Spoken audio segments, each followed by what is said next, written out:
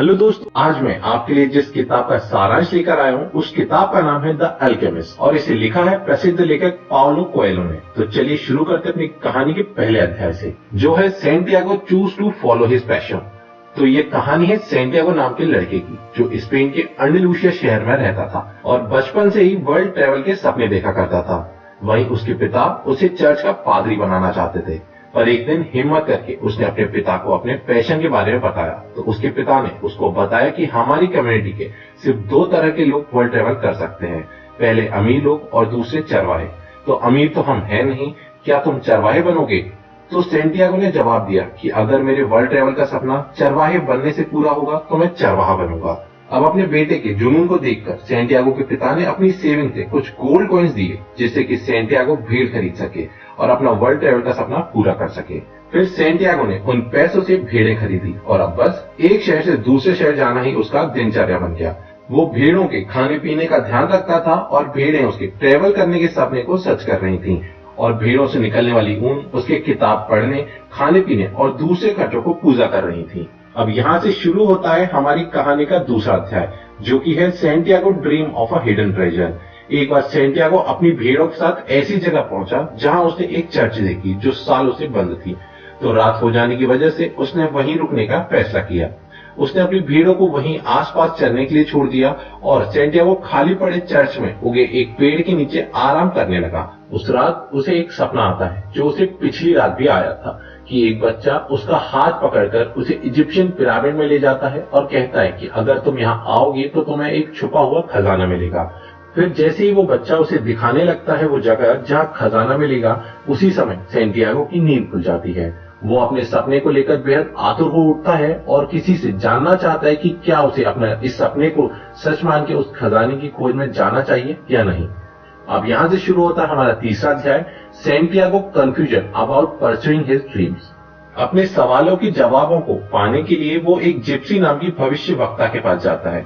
तो वो उसे कहती है कि अगर उसने कुछ ऐसा देखा है तो उसे वहां जाना चाहिए और उसे उन पिरामिड्स के पास खजाना जरूर मिलेगा। भविष्य बताने वाली औरत के सुझाव से वो कंफ्यूज और परेशान हो गया, क्योंकि उस औरत ने उसे ये तो बता दिया कि उसे वहां खजाना जरूर मिलेगा, पर इजिप्ट शहर दूर बहुत है और बीच में भयानक रेगिस्तान भी था। पर सैंटियागो के लिए एक और बड़ी समस्या थी, वो था पैसा। और साथ ही उसे डर भी था कि सपने की चाह और लालसा में कहीं वो अपना अच्छा भला चरवाहे के जीवन से हाथ ना धो बैठे। तभी वहां एक बूढ़ा आदमी आता है जिसे सैंटियागो के सपने के बारे में भी पता था। शायद वो भविष्य बताने वाली औरत का कोई जानकार था।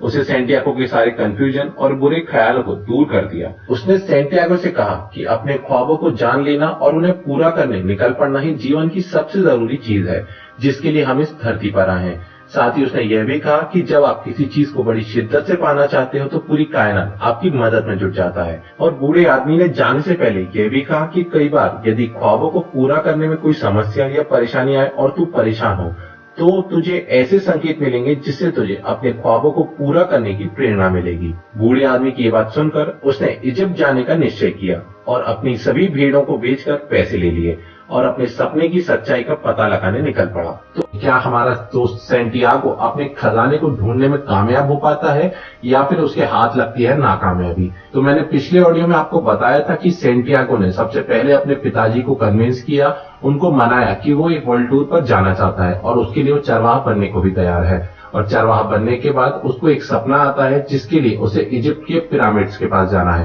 पर उसे इस सपने को पाने जाना चाहिए या नहीं, ये सारी दुविधाएं उसके मन में चलती हैं। पर तभी उसे एक बूढ़ा आदमी मिलता है और उसे वह बहुत कुछ अच्छी बातें सिखाता है और उसके बाद हमारा हीरो सैंटियागो अपने सफर के लिए अपने भेड़ों को बेच देता है और पैसे इकट्ठे करके अपने सफर की ओर चल देता है। तो आइए देखते हैं सैंटियागो को क्या मिलता है। और अपनी जर्नी की शुरुआत करने से पहले वो एक बार में बैठा और वहां उसे इसी की उम्र का एक और लड़का मिला जो उसका दोस्त बन गया। सैंटियागो ने उसे अपने टूर गाइड बनाने की बात करी, जिससे कि वो अपने सपनों की शहर इजिप्ट जल्द से जल्द पहुंच पाए। वो मान गया और उसने इजिप्ट जाने की तैयारी शुरू कर दी।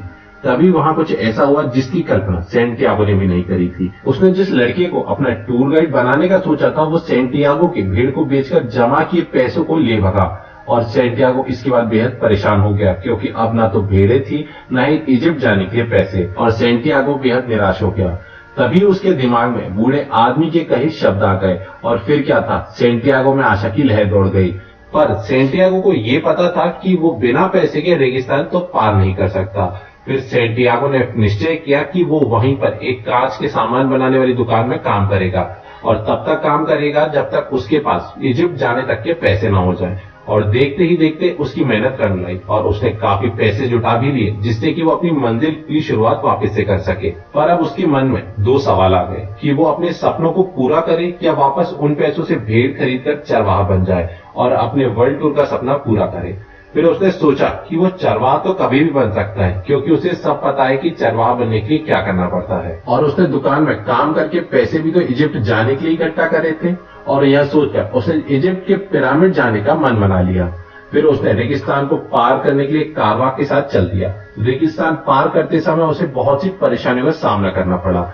एक बार तो कुछ ऐसा भी हुआ जिसमें उसकी जान भी जा सकती थी, पर कारवां में कुछ ऐसे दोस्त बन गए जिन्होंने उसे बचा लिया और उसे रेगिस्तान का सफर पूरा कराया।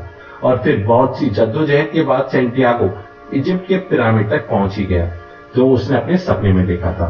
पर थोड़ी देर में वो परेशान हो गया, क्योंकि उसे पता नहीं था कि पिरामिड के पास वो कौन सी जगह है जहां खजाना छुपा है। पर तभी उसने एक शुभ संकेत देखा, जो था स्का बीटल। और स्का बीटल को इजिप्ट में भगवान का प्रतीक भी माना जाता है, तो उसे लगा कि शायद खजाना यहीं दबा हुआ है। और फिर सेंटियागो ने वहां खोदना शुरू किया। कुछ देर बाद खोदने के बाद भी कुछ हाथ नहीं लगा। तभी वहां दो लोग आए जिनको लगा कि सेंटियागो वहां कुछ अनमोल चीज छुपा रहा है, और उस अनमोल चीज को पाने के लिए उन लोगों ने सेंटियागो जान से मारने की धमकी दी और कहा कि जो भी वो छुपा रहा है वो उन्हें दे दे। और तब सेंटियागो ने उन्हें सारी कहानी सच सच बता दी और उसकी इस कहानी सुनकर उन दोनों ने आपस में कुछ बात करी और इस फैसले पर आए कि शायद ये सच कह रहा है और इसके पास कुछ भी नहीं है। और उन दोनों ने वहां से जाने का फैसला किया। पर जाते जाते उनमें से एक ने सेंटियागो को एक बात कही, जिसे सुनकर सेंटियागो की खुशी का ठिकाना नहीं रहा। उसने कहा कि कोई तेरे जैसा बेवकूफ कैसे हो सकता है जो अपना पूरा पैसा और इतनी मेहनत करे, वो भी एक सपने के लिए। तो ऐसी बेवकूफी दोबारा मत करना। ठीक इसी जगह मुझे भी 2 बार एक ही सपना आया था कि स्पेन की एक टूटी फूटी चर्च में वहां पर एक बड़ा पेड़ है और उस पेड़ के नीचे खजाना छुपा है। पर मैं तेरी तरह बेवकूफ नहीं था जो इतना भयानक रेगिस्तान पार करके वहां जाता, वो भी सपने में दिखे खजाने के लिए। और यह सुनकर सेंटियागो समझ गया कि उसका खजाना कहाँ है। अब चलते हैं अपने चौथे चैप्टर पर, जो है Santiago found his hidden treasure and his dreams. Santiago उसी चर्च में जा पहुंचा जहां उसने भेड़ों के साथ रात में आराम किया था और जहां उसे वह सपना आया था। फिर उसने पेड़ों की जड़ों में खोदना शुरू किया और कुछ समय की खुदाई करने के बाद उसे वह खजाना मिल गया, जिसे वह पाने के लिए इतनी परेशानियों का सामना कर रहा था। और उस खजाने को पाने के बाद सेंटियागो एक बात समझ गया कि आपकी कभी भी करी हुई मेहनत व्यर्थ नहीं जाती, आपको उसका अंत में फल अच्छा मिलता है। तो दोस्तों, आपको इस कहानी का सारांश कैसा लगा हमें कमेंट बॉक्स में लिखकर जरूर बताएं। और आपको पसंद आई हो ये कहानी तो इसे लाइक करें और अपने दोस्तों में भी शेयर करें।